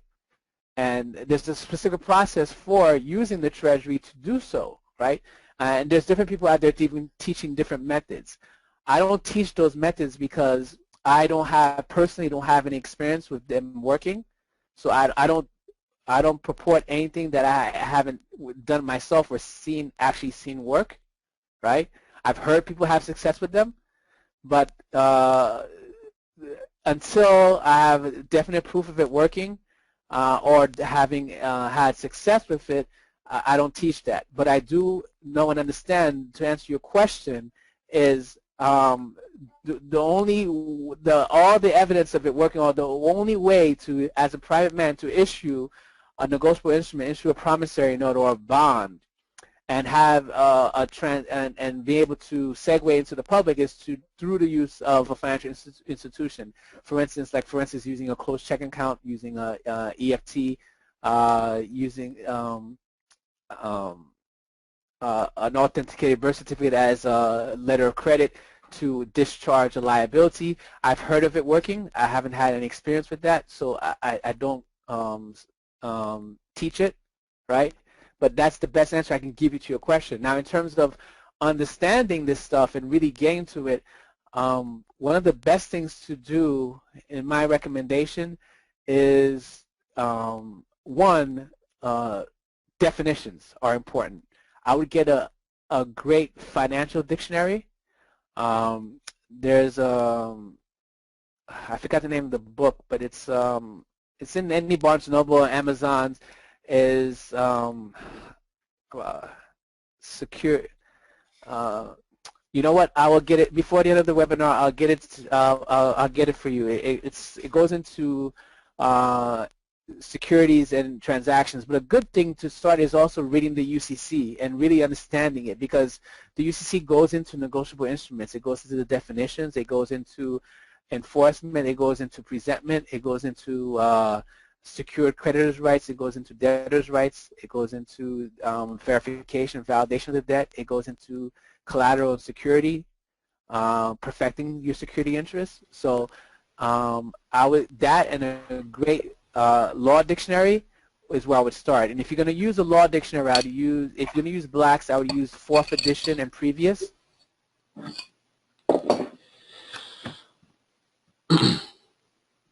Do you think that the presentment of private instruments, just that some people were taught in the years past, have had some successes early on, like I think when a couple of people started presenting some administrative processes and so forth in 2008, 9, and 10 and whatever, I think I mean, I know people that were doing that in the late 90s, like, so it's not something new. People have been doing it for a while. Right. Yeah, the challenge is that as the banking and the financial systems get more complex and get automated, it becomes much more difficult to execute and to enforce those type of instruments, because the way the system is set up now, if you go into a bank and apply for a loan, like you're not even given documents, right? Everything is done on the computer. It's electronic. So you can't even like take something out or cross out something you don't agree with. And if you try to do anything at closing, they won't fund the loan. So it's changed, right? And so it's more of the automation and using technology to make it much harder for people to get the remedy, as opposed to it was working before, now more people are doing it. And so what they did is they got smarter, right? And so they put impediments. Yeah, I wanted to ask your opinion on that. We're going to go on to one more that had an interesting question. I told them Tim has a question. I'll unmute Tim if that's okay, and then we'll have you jump back in and finish your slides. Tim, you're unmuted.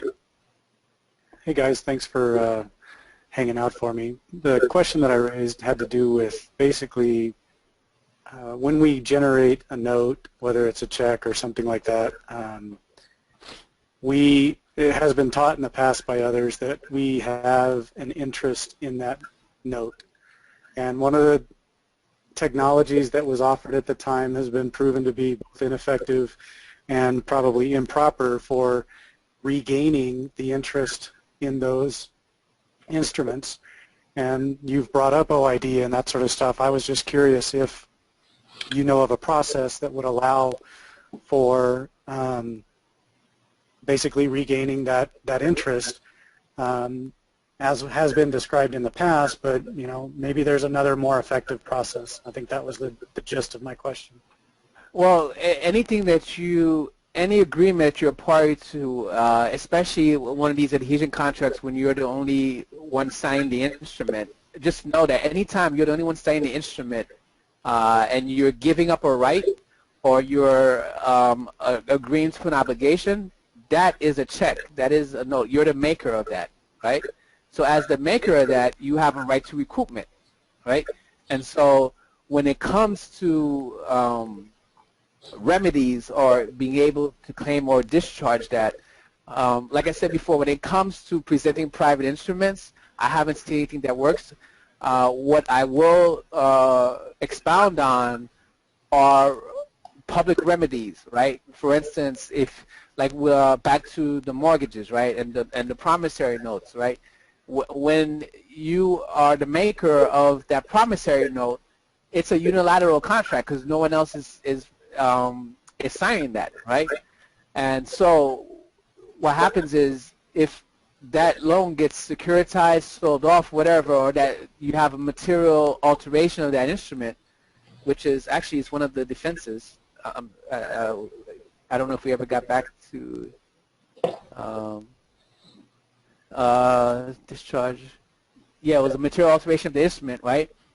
And then you have statute of limitations, you have suretyship defense. If you're able to raise one of those defenses, right, you have a right to recoupment and damages for any damages you incurred for them not breaching the covenant or the agreements of the contract or not delivering, right, on the actual contract. Now, when it comes to discharging the debt, there's different remedies. One of the ones I really like is the bankruptcy, which for the registered person, right? Because when you do it that way, you get an official discharge from a federal judge that all state courts have to honor, right? And if you're able to prove that it is a commercial contract and not a secured lien or secured loan, for instance, if it's a loan trading in a REMIC or a REIT or a CMO, then you can get that discharge, and that discharge is permanent. So I hope that answers your question. They may not be the answer you're looking for, but until I have a proven, bona fide way of discharging the debt using private instruments that works, that anyone can implement, I just can't, in good conscience and integrity, expound on that or promote it.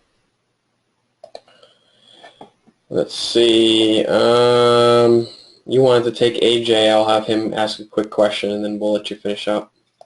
No problem. You're muted. All right. You can hear me all right? Yep. Yes, we hear you fine, AJ. Okay, good.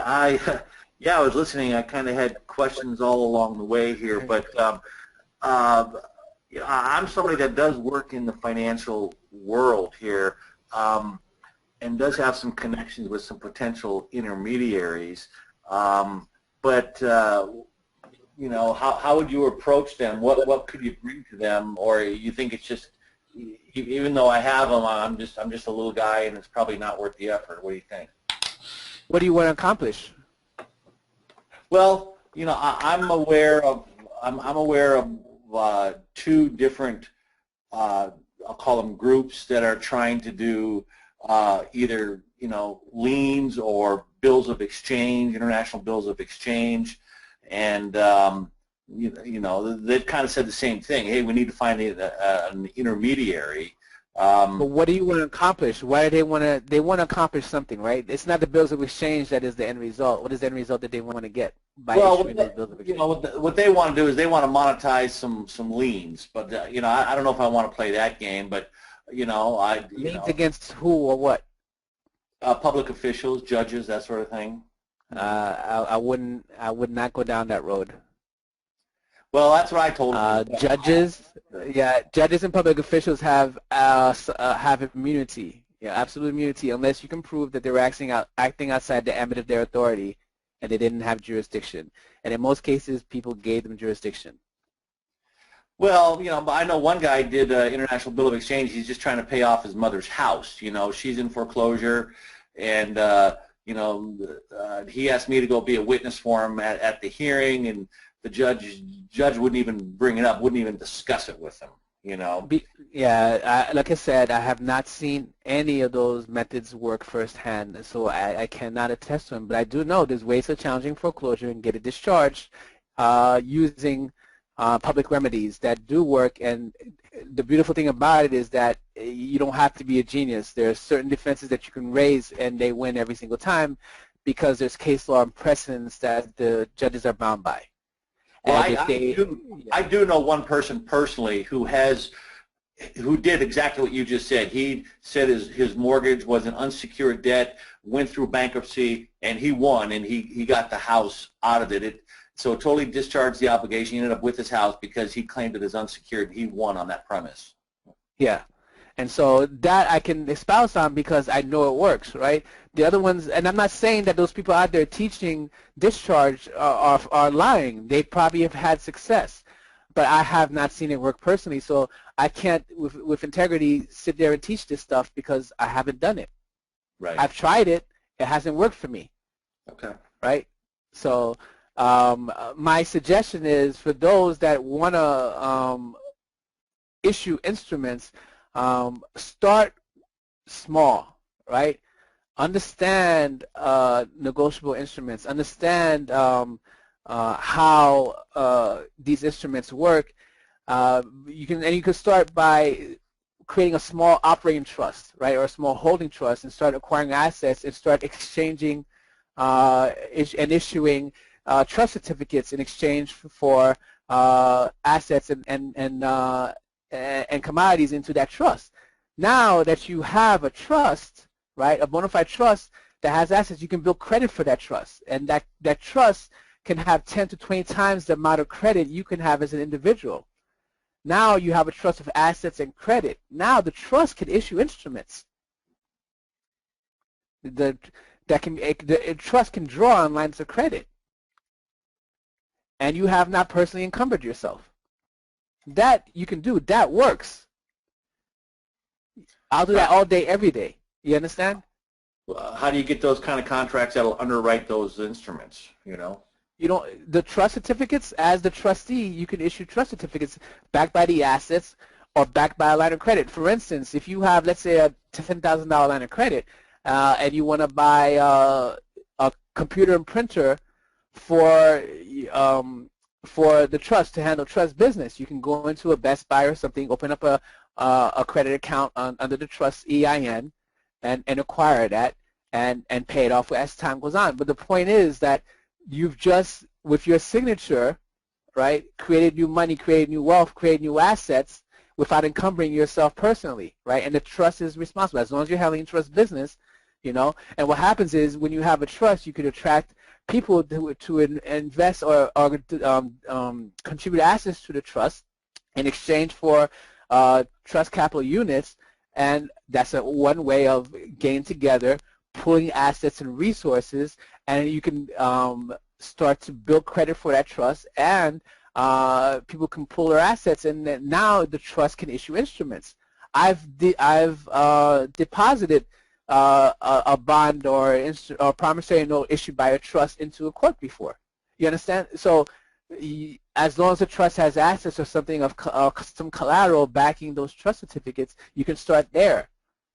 Are those statutory trusts or like a common law? No. It could be a common law trust. It could be a statutory trust. It could be a holding trust. It could be an offshore foreign trust. The point is, people have to start small. People want to jump into writing international bills of exchange, money orders. They want to write promissory notes when they haven't even transacted on the basic level. They don't just to understand how these instruments work and how to work with them, you know, and so that's why I say it's important for people to educate themselves, one, and get the practical experience, and that's one of the quickest ways to build wealth is to start using trust and other vehicles to acquire assets and acquire investments. Like Bill Gates was the richest man in the world, not because he made the most money, but he created something of value and sold little pieces of it to millions of people. I'm with you. Thanks. Okay. Yeah. Does that make sense? I muted him. I think no problem. I think we got 9 minutes left until the recording stops and kicks us off. So do you want to cover the rest of the material as quickly as you can, and we can push everything over to next week and maybe take one question? I'll answer people's questions because I want to make sure people are getting value. And I can keep going over stuff, but it's just going to raise more questions, and I don't want to leave people just hanging. Right, so we could pick up where you left off next week on the documents, but you want to take questions for the next 9 minutes? Sure. All right, so Yeah, Elton, I saw had his hand up for a while, although it only says hand raised for 1 second, but I saw his hand raised for a while. So Elton, I'm going to unmute you. Are you here? Yes, I can hear you. Cool. My question. Well, my question has to do with the money that the Federal Reserve prints, and I was wondering if that is actually unconstitutional. Actually, yes and no.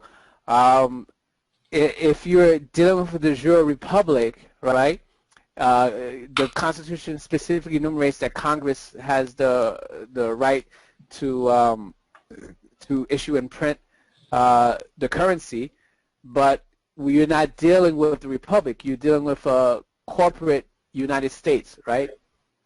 So if that's why the Department of Treasury still exists. The mint is still there.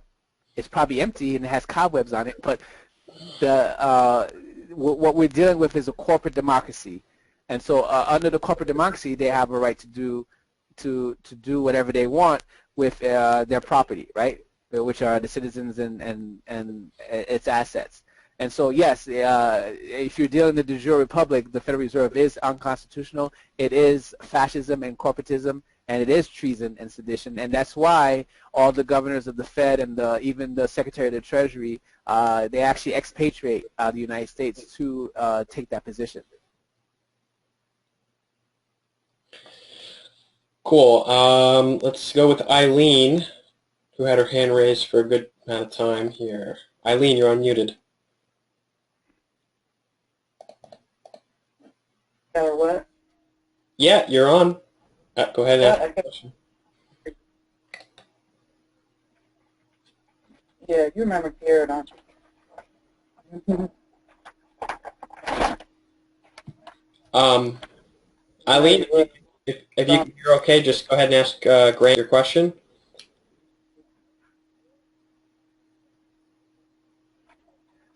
Eileen, are you there?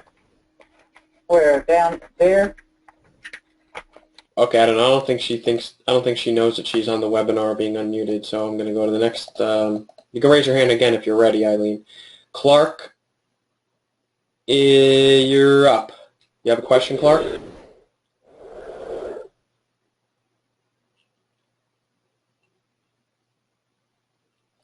Clark, you have your hand raised for the last like 5 minutes. You're unmuted. All right. And we'll go with Charles. Charles, you're up.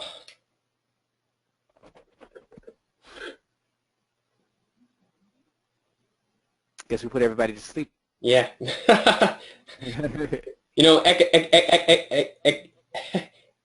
economics is boring. That's why people would rather be, you know, environmentalists and protest nuclear radiation and save the whales than learn about making money, right?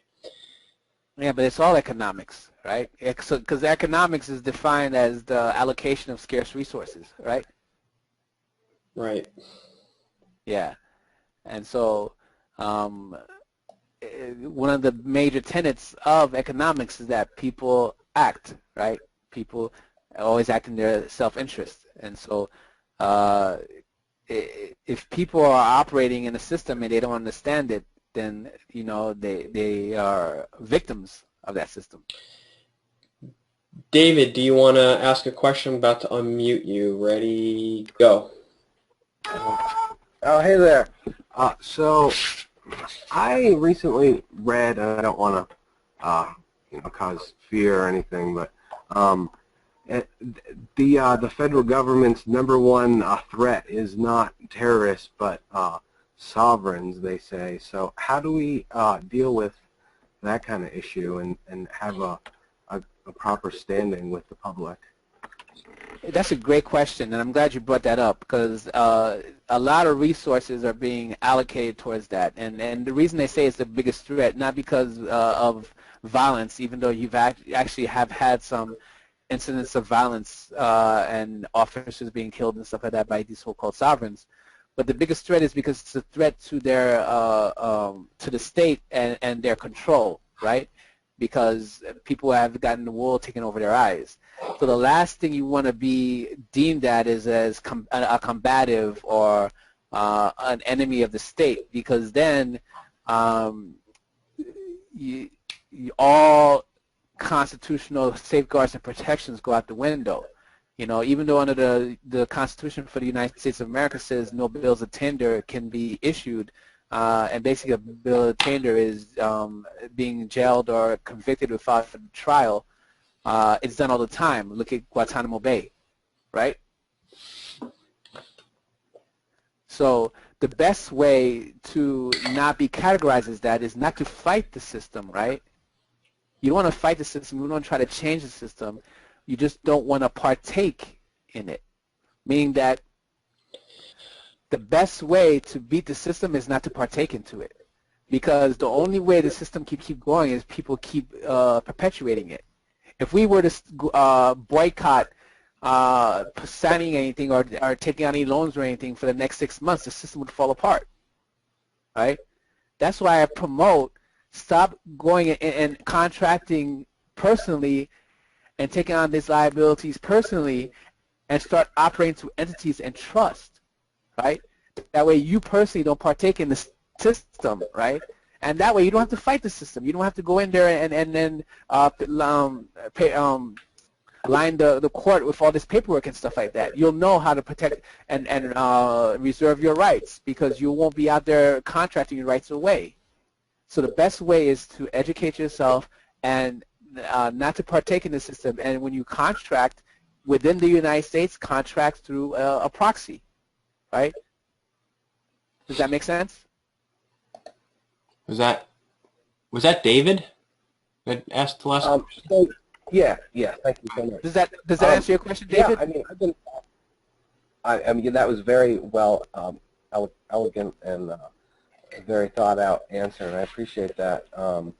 I've been in studying this type of material for a long time, and you know, I've considered, you know, making my own bonds for my vehicle, and you know, trying to get a common law ID and to be able to actually like live it instead of just, you know, talk about it. And what I suggest you do, if you want to do that, right? Go to your state's superintendent of insurance website, right?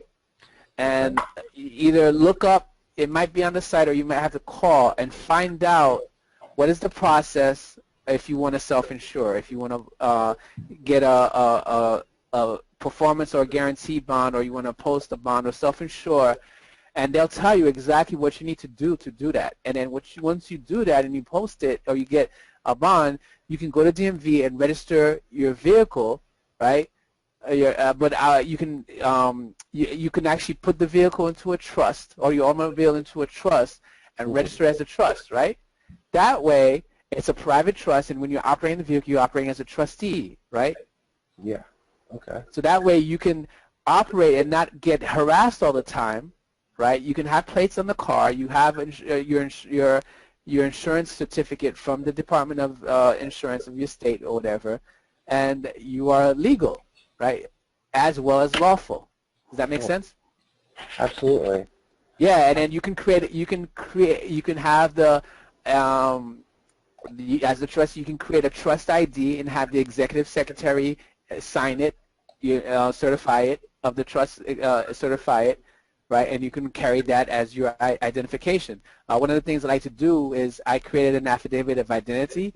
I get it notarized and I get it certified on the county and state level. So so I get it authenticated on the county and state level, and that's my state ID. Okay, now how about passports? Like, I've heard of getting a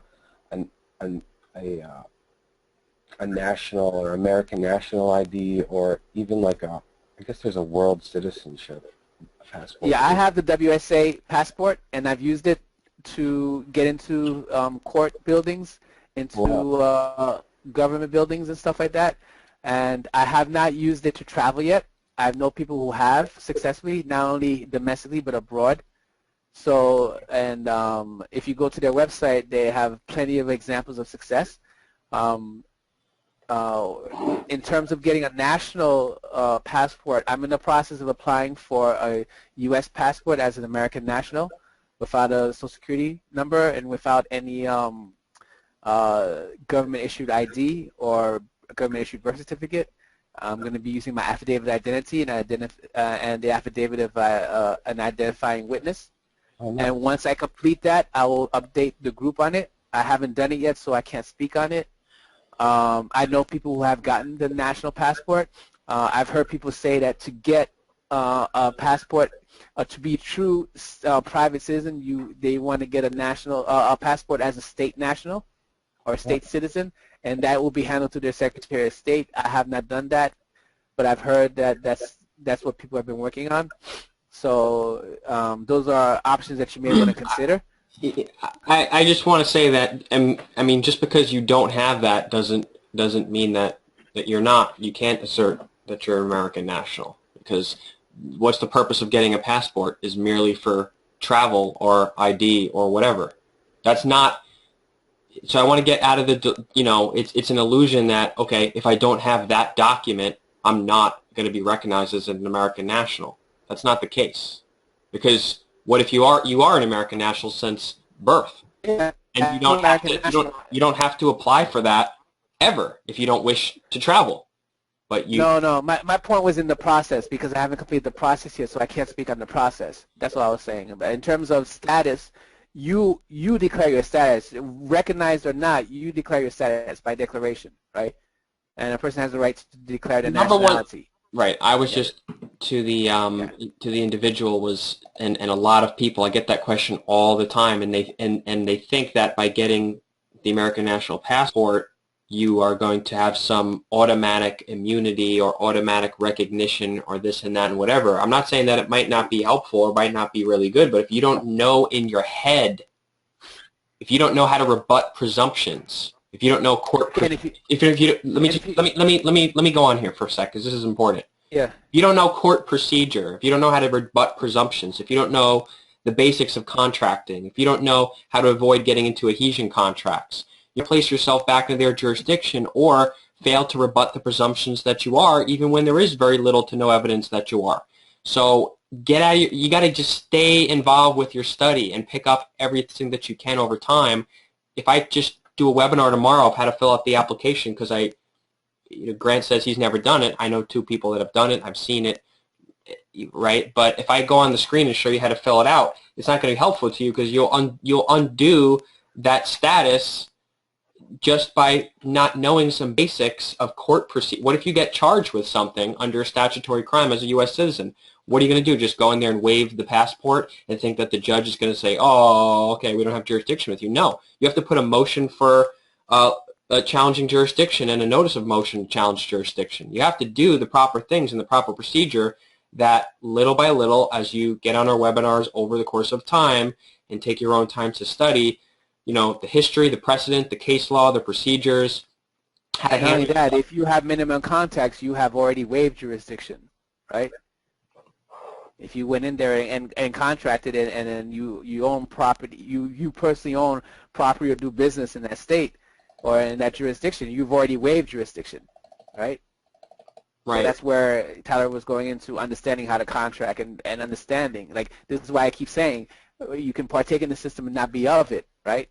And so learn to operate through trusted entities. And I think the reason people keep having this issue is not everyone, but a lot of people are focusing on how do I monetize my bond, my birth certificate, how do I discharge it. Everyone is focused on trying to get this elusive wealth that they think is sitting there. It's all credits and debits on a computer screen.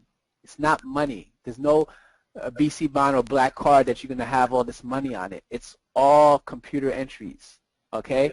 And people are coming from a scarcity mindset, okay? There's wealth all around you. And this whole system depends on you. And as soon as you get that, you'll stop wondering and figure out how you can go and get something from the system. The system cannot give you anything. It depends and it feeds off of you.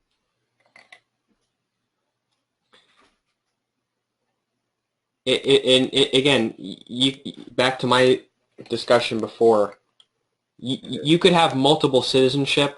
If you have any lineage in Italy or Israeli, or if you're Jewish, you can automatically have Ireland also. You automatically apply and be approved for Israeli citizenship, Italian citizenship, and there's lots of different things you can go get second citizenships. Estonia offers e-citizenship e-citizenship applications. You never even have to travel there, and you don't need to have any relatives or family lineage. But the thing is what if you get charged with something and you go into court for a traffic thing or misdemeanor or whatever, and you pull in your Italian citizenship passport and you wave it there and say, well, I'm an Italian citizen, you can't charge me? It's not going to work. You still got a birth certificate that's been just like everyone else. So going into court and waiving the American national citizenship without knowing how to formally argue in the case law and move in the procedure to move the court to put the burden of proof on the other side, the plaintiff, to prove jurisdiction, you're not going to win. You're not going to win with just me showing you how to fill out the American national passport application. That's why I haven't done it yet, because you guys are not ready for it. If you think that that is the magic thing in your back pocket that's going to stop you at a traffic stop, it's not. There's a little bit more to it than that.